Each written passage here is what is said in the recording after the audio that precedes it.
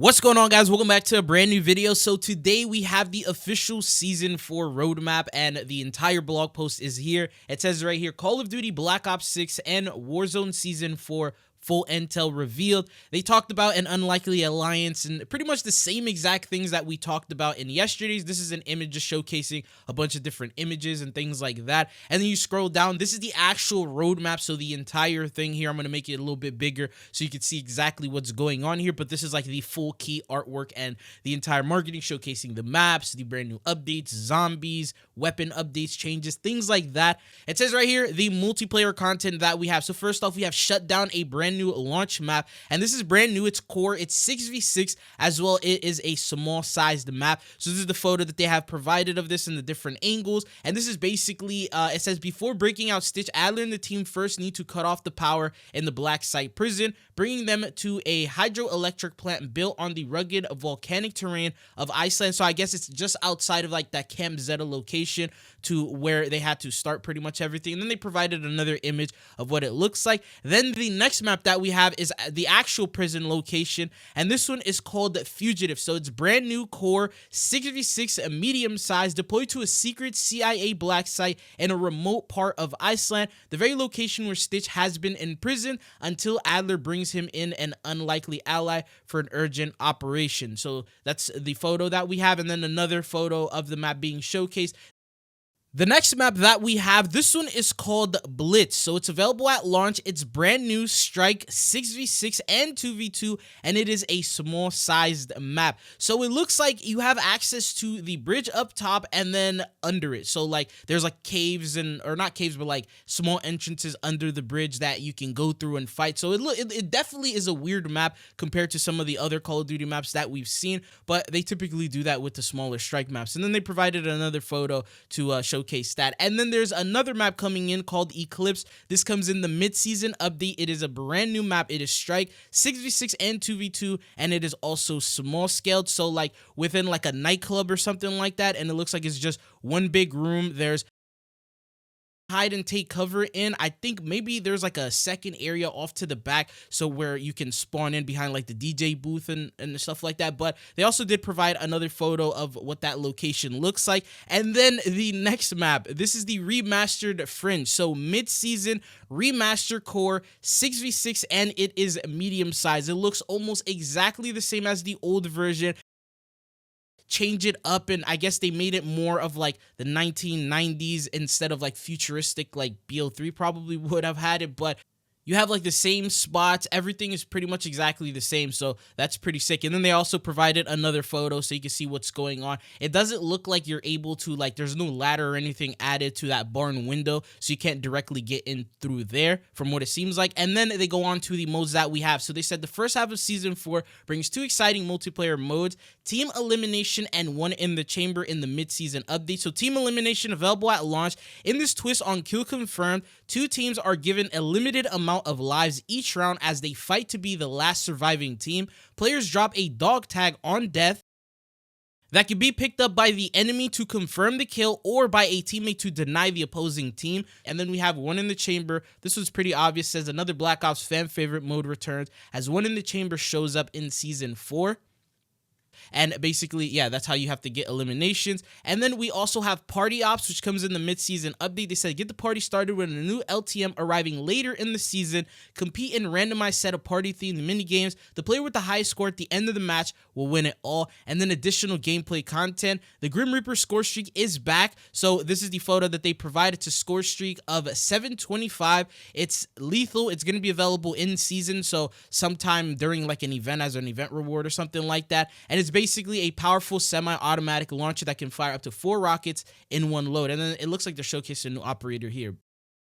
But the next thing is a multiplayer ranked play launch window. So they give you the overview. It's pretty much the same thing as always. And then these are the ranked rewards that we have here. So just charms, unfortunately, and calling cards. There is one weapon blueprint, but typical, you know, standard boring rewards. But the next thing that we have is the zombies content.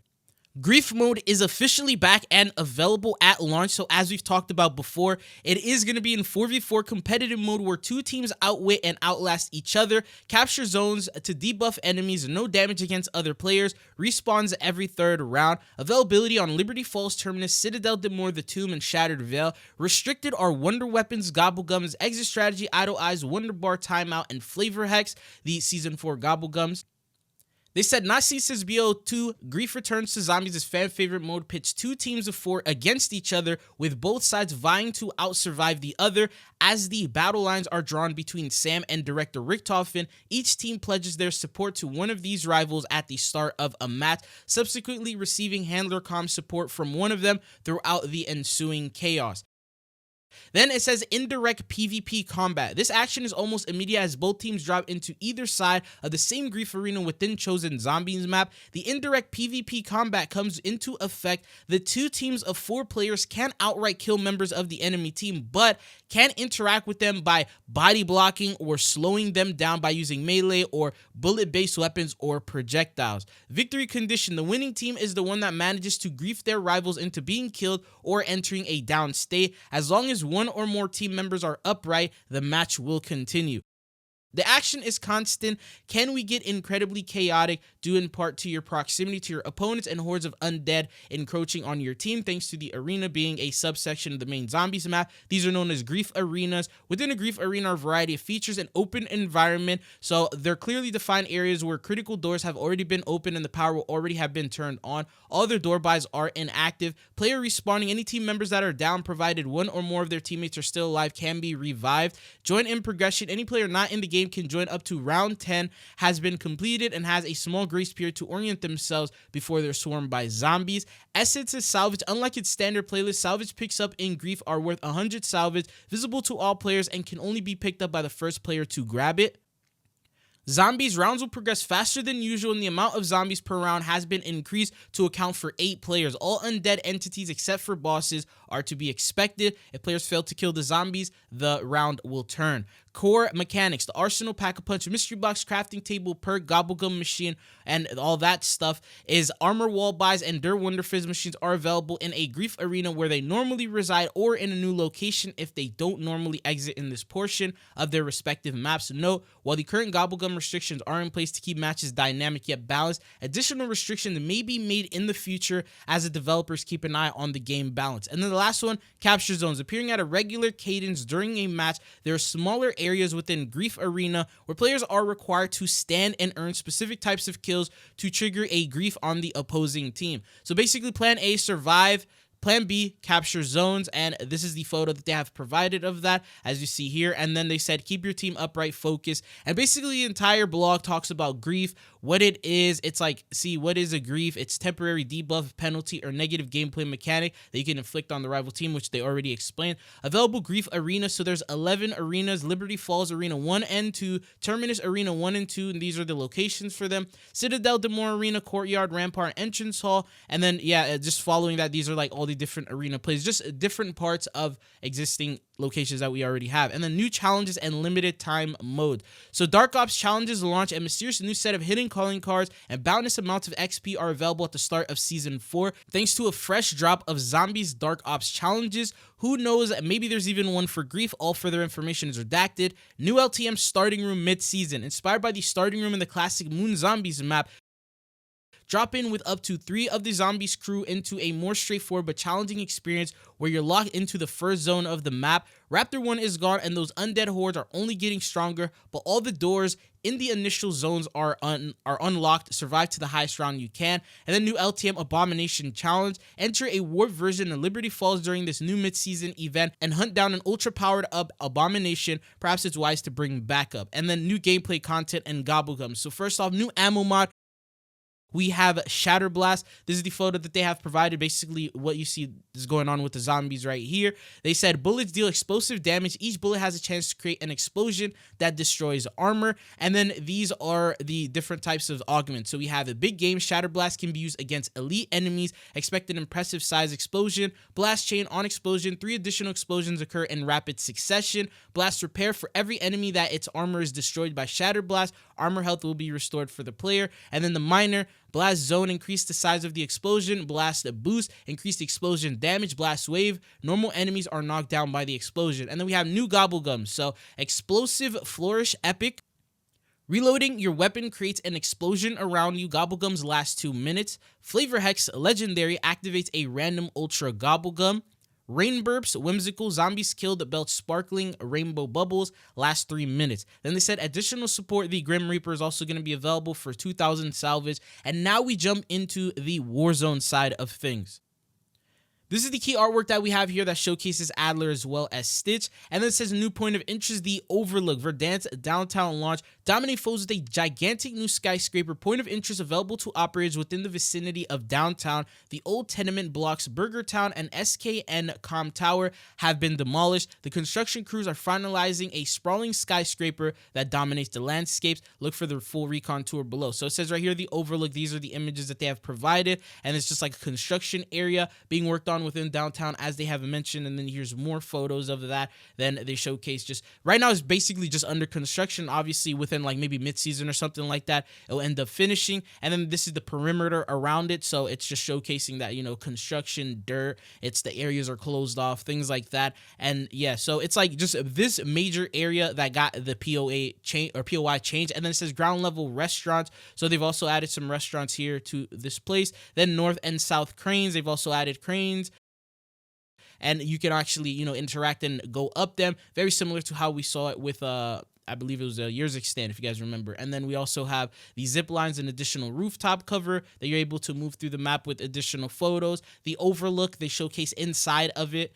So this is what it looks like within the construction area. And then in the middle levels, it seems like right here, or the upper areas. Yep, just a bunch of images.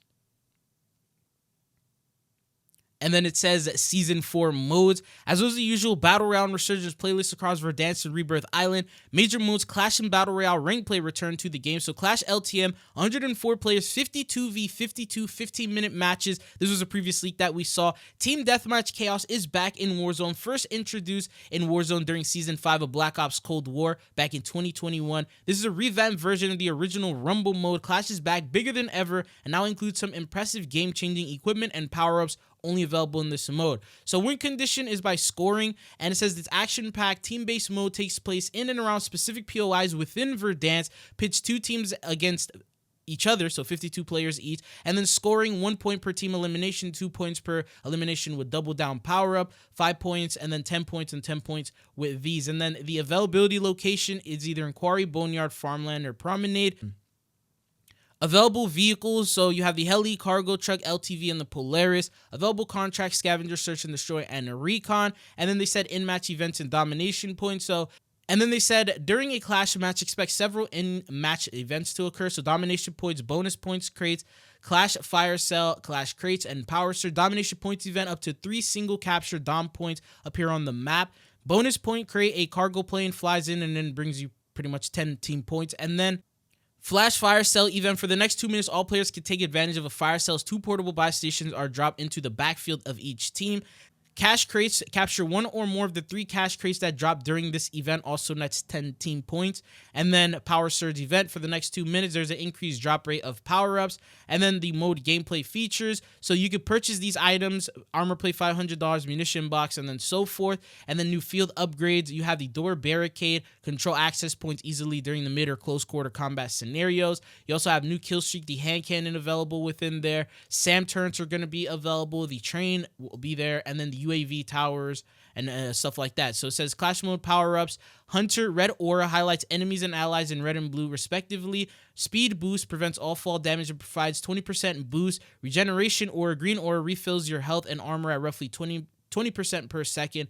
Double down aura grants you 2 points per enemy operator elimination. Kill mag purple aura, refill your active weapon mag after a kill. And then we have the next mode. This is Havoc Royale LTM. In the mid-season update, 44 players, quads, 15-minute matches. Compete in a Call of Duty Warzone match like no other. where rule-bending modifiers twist the realities of usual Resurgence gameplay in chaotic, game-changing ways. And then it says here, expect a full rundown of this game mode Season 4 Reloaded blog post, so they'll give more details on that. Then we have Resurgence Casual in the mid-season update as well. That one is pretty standard, but it's going to be with bots, but Resurgence. And then we have Rank Play. These are the rewards for Rank Play. So you got a weapon blueprint, a new camo, a charm, a sticker, and then the rest of the items are emblems as well as large decals. And then going on, it says right here, the showcase of the rewards. Then there's Rank Play Resurgence coming in the mid-season update. So for those guys who are Resurgence fans, definitely look forward to that. Now here are some gameplay features. So Clash Mode features expansion. These are the score streaks as we talked about earlier. Now they're providing images of them. And then the Polaris vehicle once again. And now we jump into the general content that we have. So here are the weapons. You have the LC-10 available at launch, SMG Battle Pass, page number 3, page 14 in the Battle Pass. And then there's also a blueprint, 38 levels, mags of 4, mag size of 34, and you can put on all these attachments to full auto SMG, excellent accuracy and range with moderate rate of fire, average mobility, and very slow handling for its class. The next weapon that we have is the FFAR Assault Rifle Battle Pass, page number 6, page 11, High Value Target Battle Pass Blueprint, level of 42 levels, mags of 3, mag size of 30, and then all these attachments, full auto assault rifle, very high rate of fire, and excellent CQB power, but slower handling and mobility. And this is the photo they provided. And then primary weapon, the S6 Model 7 in season Marksman Rifle Event Reward, a total of 38 levels, max size of 8, and then it's a lever action marksman rifle, high damage potential, balanced by slower rate of fire and handling. Special weapon. So the Olympia is labeled as a special weapon and is going to be an event reward.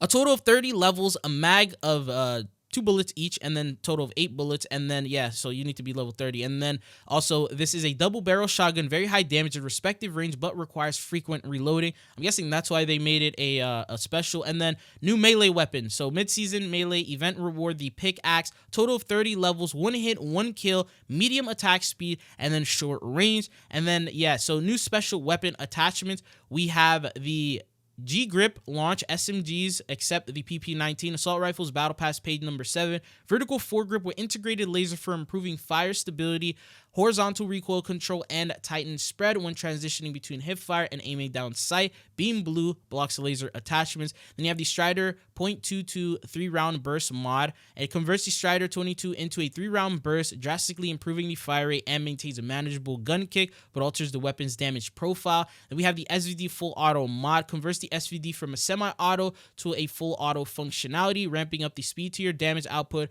and drastically improving recoil and handling. Now, this is everything we're going to go over here. The next video is going to go over the Battle Pass, so be sure you are subscribed, and I'll see you guys then.